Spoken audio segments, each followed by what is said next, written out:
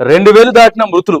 Myanmar భూకంప మృతుల సంఖ్య 2056కి పెరిగిందని, మరో 270 మంది ఆచూకీ ఇంకా లభించడం లేదని అధికారులు వెల్లడించారట. మరోవైపు మళ్ళీ భూకంపం వస్తుందేమోనన్న భయంతో జనం రోడ్ల పక్కన టెంట్లలోనే గడుపుతా ఉన్నారు. మళ్ళీ వచ్చింది మయన్మార్ బ్యాంకాక్ లో ఏదైతే మొన్న గురువారం వచ్చినటువంటి భూకంపం ఏదైతే ఉందో, సో ఆ భూకంపం మళ్ళీ, కాకపోతే అంత తీవ్రత నమోదు కాలేదు. మొదట వచ్చింది 7.7 నమోదు అయింది తీవ్రత, తర్వాత 5 వచ్చింది. సో ఎప్పుడు భూకంపం వస్తుందో కూడా అర్థం కానటువంటి పరిస్థితి.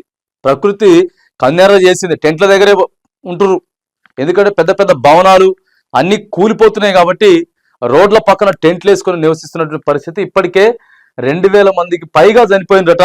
270 మంది లోపల శిథిలాలలో చిక్కుకొని పోయినరు.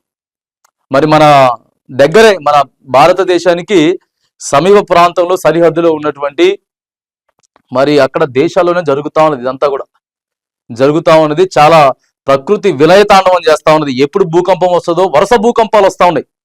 ఎప్పుడు వస్తుందో ఏమవుతుందో కూడా ఆందోళనకరమైనటువంటి పరిస్థితి ఉన్నది. మొత్తం ఖాళీలు చేశారు. ఆఫీసులు, బిల్డింగ్లు అంతా కూడా ఖాళీ చేసి రోడ్ల పక్కన టెంట్లు వేసుకున్నట్టు మనకి ఇక్కడ కనబడతా ఉన్నది.